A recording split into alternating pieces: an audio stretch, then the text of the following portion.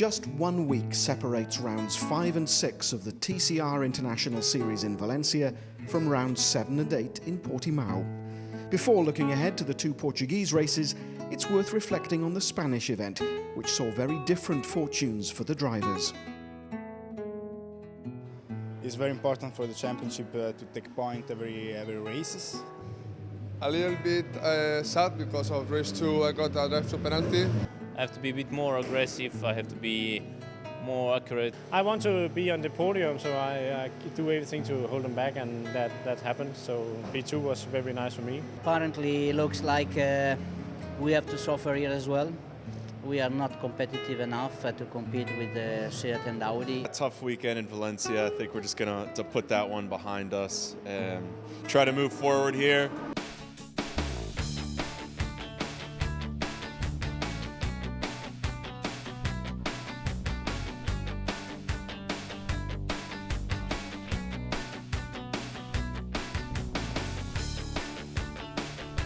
Today is the first time on Portimao for me.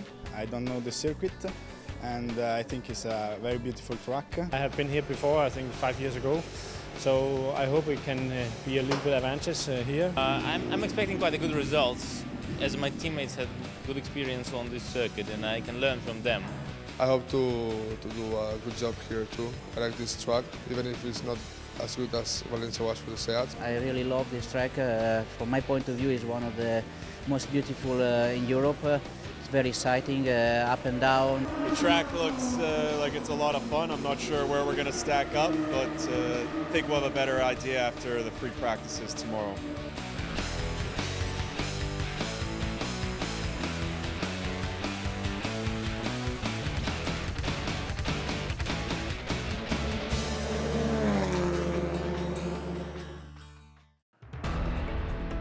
Saturday afternoon in Portimao, and beautiful blue skies and air temperatures of around 27 degrees greeted the drivers.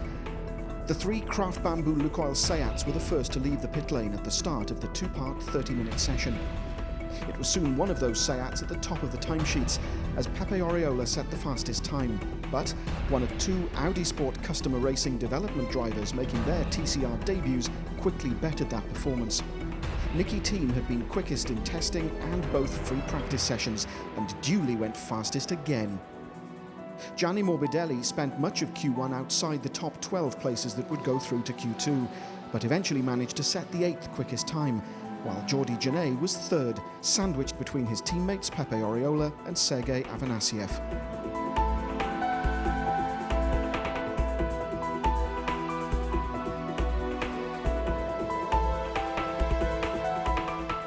Was the fastest driver in Q1 then, but would he continue his domination in Q2? Yes, was the short answer, to the delight of the watching Audi management, with the 26-year-old Danish driver setting a lap time nearly 0.8 of a second clear of the chasing pack.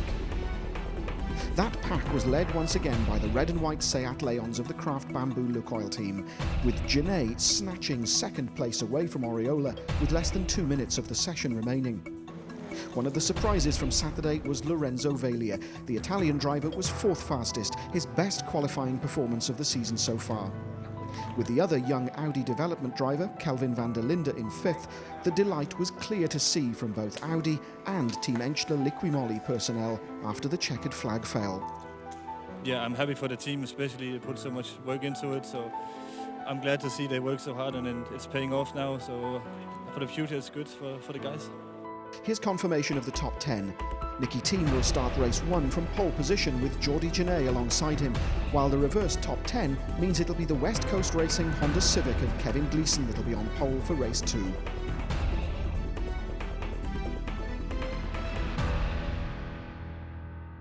Hello and welcome to southern Portugal, the international Algarve circuit on the outskirts of the town of Portimao, and rounds 7 and 8 of the 2015 TCR International Series. Hello everyone, this is Mark James welcoming you to the commentary box here in Portimao. There is our track, 4.65 kilometres, 16 corners in all. And what will Nicky Team do? We're waiting for the lights. The red lights go on, they go off. We are racing. Nicky Team, and it is in fact Jordi Genet who gets the inside line going down to turn 1. And it's Janae who leads from Team. Team up the inside again for the right-hander. And there you see the field streaming through. Team appears to have retaken the lead. Yes, he has. So it's Team from Janae with Lorenzo Veglia having held his nerve. One of the target competition cars going after Veglia. I suspect that's Stefano Comini. And bringing up the back there, you saw the Opel of Oscar Nogues. Comini looking at Veglia, with Pepe Oriola looking at the back of the target car, and Van der Linde getting just edged out as they go around that left-hander at turn 6. That's Igor Skuz having spun. Oriola 5th, Van der Linde in 6th. Let's take a look at that again, and I think contact between Igor Skuz and Oscar Nogues as we look at the battle for 4th, 5th and 6th between Stefano Comini. Pepe, there's contact! And we've gone away from that battle. Let's see if we can get back to it. There was definitely contact involving Stefano Comini there. And Morbidelli having a look up the inside of Van der Linde. Can he squeeze past at turn 6? No, he can't. Oriola comes back at Morbidelli. Now, was there contact between then Oriola and Stefano Comini? But Morbidelli now battling with Oriola. Oh, almost contact between the pair. Oh, there is contact between the two, between Morbidelli and Oriola, but Oriola and Morbidelli come out of it unscathed. And Mora has a look at the inside of Morbidelli, and he muscles past, I think, some contact between the two, but Francisco Mora in the Veloso Motorsport Seat getting past the Honda. There's the back view of Mora's car from Morbidelli. The pressure off. Michel Nukia into the pits. That's not such good news for the target competition team. And that's Morbidelli coming back at Francisco Mora. Mora keeping the advantage, though, and Morbidelli, there's contact between, that's Comini, so it would that would suggest contact between Van der Linde and Comini, with Oriola going around the outside now, 3 abreast as they go around turn 15, the penultimate corner, with Oriola, the 3 running pretty much together. This is the battle for 4th, 5th and 6th. Second Janae just leaving your screen, then Veglia, and Comini moves across to block Van der Linde, but Van der Linde moves just ahead. Van der Linde on the start-finish straight takes 4th place from Stefano Comini, with Oriola moving up the inside as well. Oriola goes through, though, on the inside for the right-hander. Comini locks up slightly and moves back ahead of Van der Linde. And has Oriola moved back? No. Oriola just has to. He's off ever so slightly. Van der Linde just keeps the place. Now, is this the... Yes, this is the contact that I was referring to earlier between Van der Linde and Comini, spinning Comini across the track. Let's see it again from Van der Linde's car. Contact with Comini. With this time Comini aggressively defending from Pepe Oriola. Then it's Morbidelli. Then it's Van der Linde. Comini 20 kilos of ballast, and the man with 10 kilos, Michel Nukia, is already in the pits. 3 abreast. They come down to turn 6. Has Comini got the upper hand? Yes, he has. Pepe Oriola. Then it's Gianni Morbidelli. Van der Linde right up behind them. Those 4 running together. This is the scrap for 4th, 5th, 6th and 7th, remember. This is turn 15, the long downhill, long hairpin right, and Morbidelli is having a look. Morbidelli taking to the grass on the inside of turn 15 as they go down to the long right-hander at 16, which gets us back onto the start-finish straight. Van der Linde has a look up the inside, but no. Morbidelli's too wise for all of that. There's the elevation that gets us up to the plateau on which the start grid sits.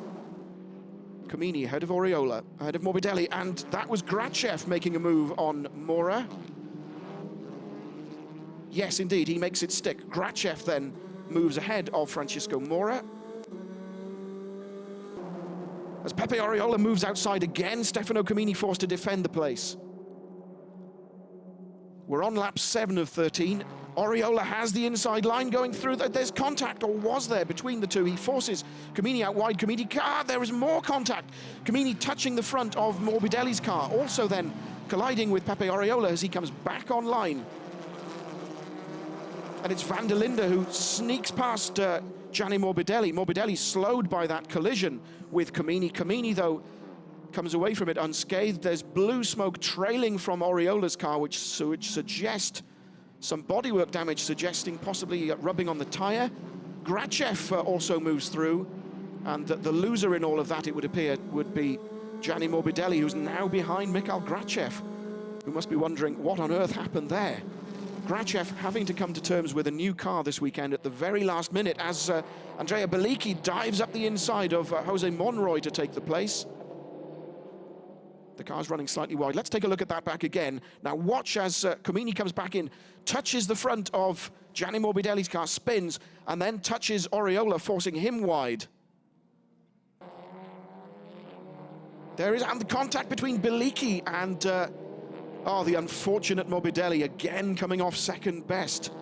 So contact then between Bellicchi and Gianni Morbidelli. Let's take a look at that. There is the blue Seat going up the inside of Morbidelli.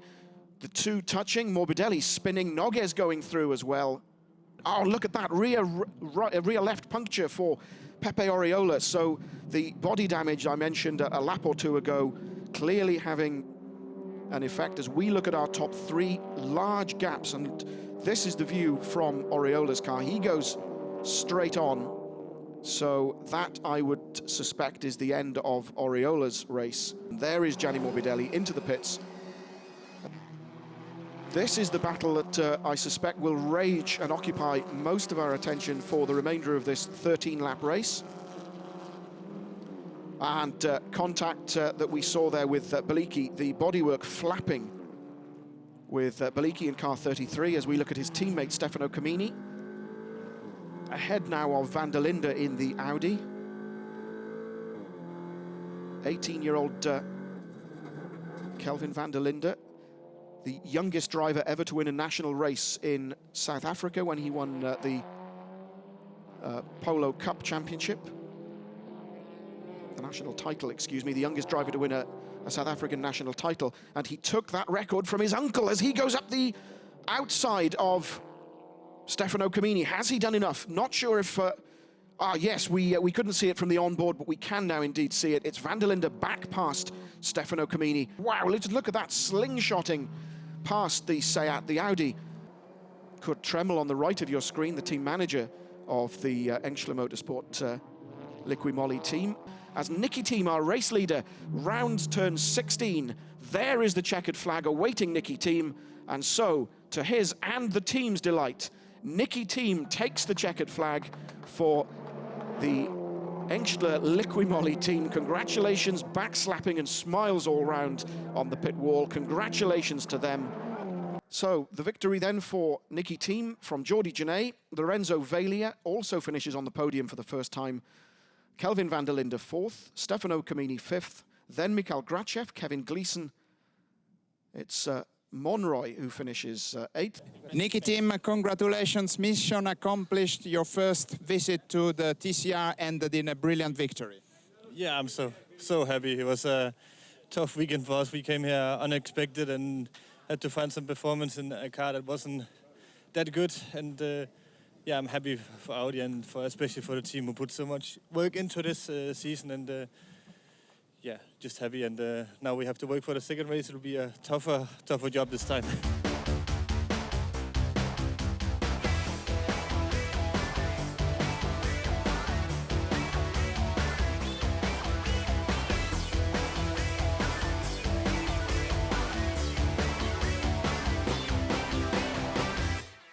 Air and track temperatures climbing ever higher thanks to those beautiful blue skies. 28 degrees now our air temperature, 35 degrees the track temperature.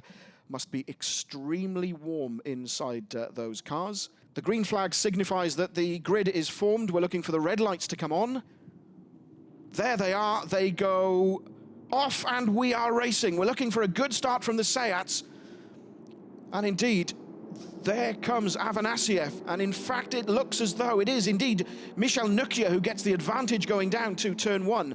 So it'll be, look, and slight contact I would have said between Afanasiev and Comini, but indeed it's Nukia with some bodywork damage, it would appear, as the field streams through.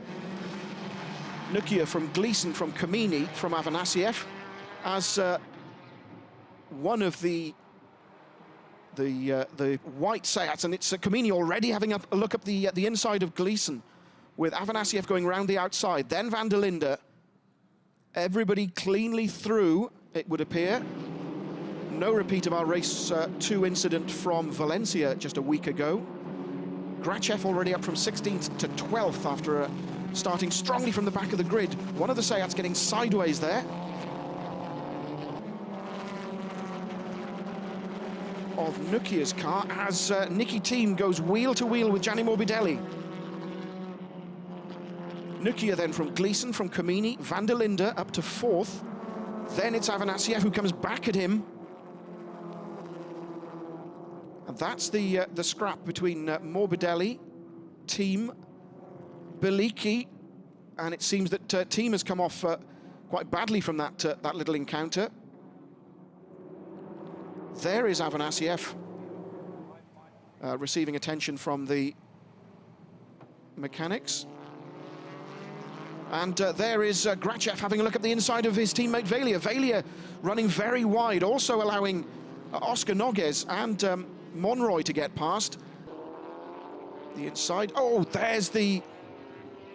there's contact with Morbidelli. As we look at the field as they come up to start their 3rd lap. Kamini and Van der Linde. Van der Linde just powering past the Seat as they go up the start-finish straight. Kamini, remember, carrying the success barriers, and indeed, 3rd place changes hands. Kelvin Van der Linde for Audi through past Stefano Kamini for 3rd place. And Van der Linde now on the left-hand line. I think he's done just enough. Yes, he has. 2nd place changes hands.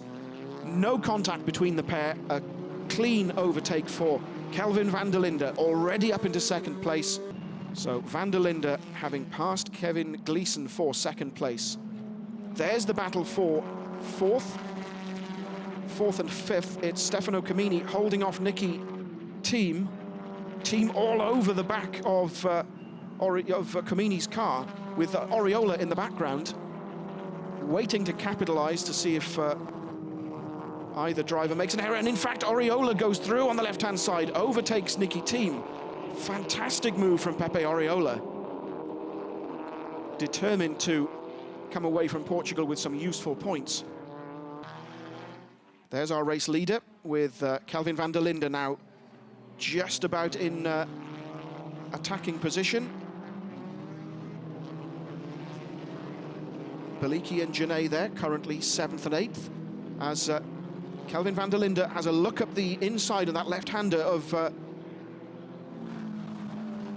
Niki Team has a look up the inside of Pepe Oriola. He does it again, and through he comes.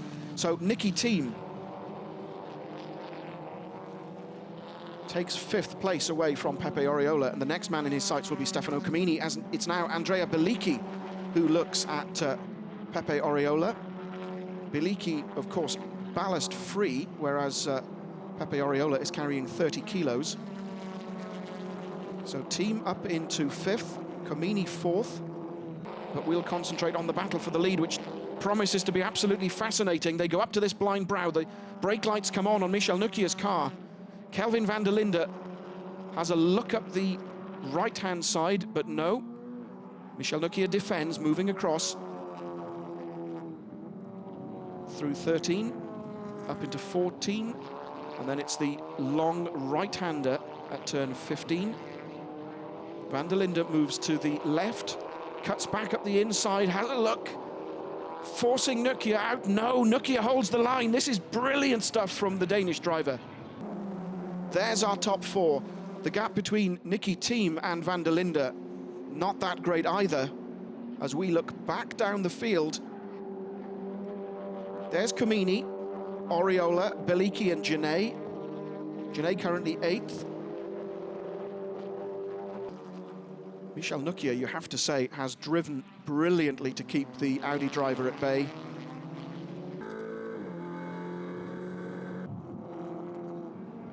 First, second and third then, and Niki Team moves right up alongside to join in that battle, so it's now a 3-way scrap.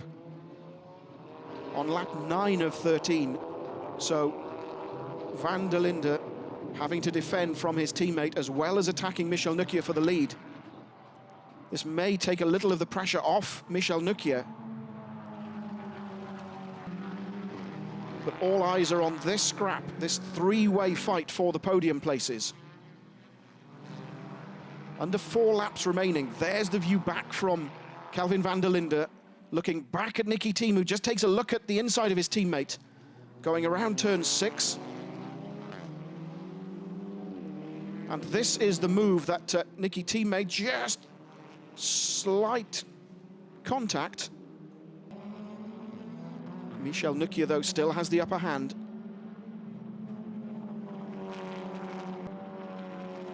Van der Linde slowing. No, that was Nicky Thiem, excuse me, that was slowing. It's Nukia from Van der Linde. Let's see if we can pick up that second Audi.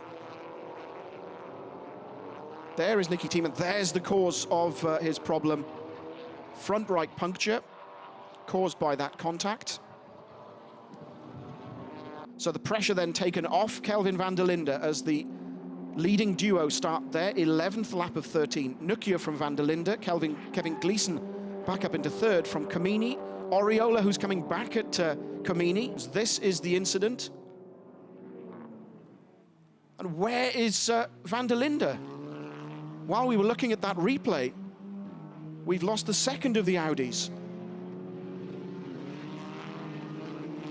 You'll have to forgive my astonishment. There it is, parked up. So that takes all the pressure off Michel Nukia.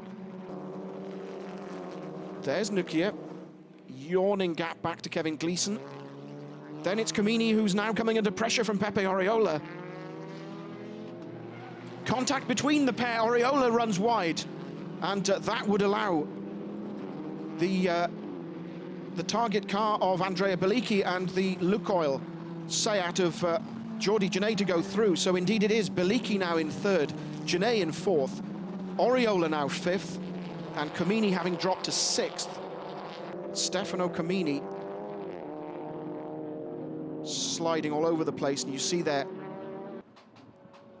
And the incredible run of different race winners continues. It's round 8 of the TCR International Series. Michel Nukia takes the checkered flag to the delight of the target competition team to become our 7th race winner from 8 races.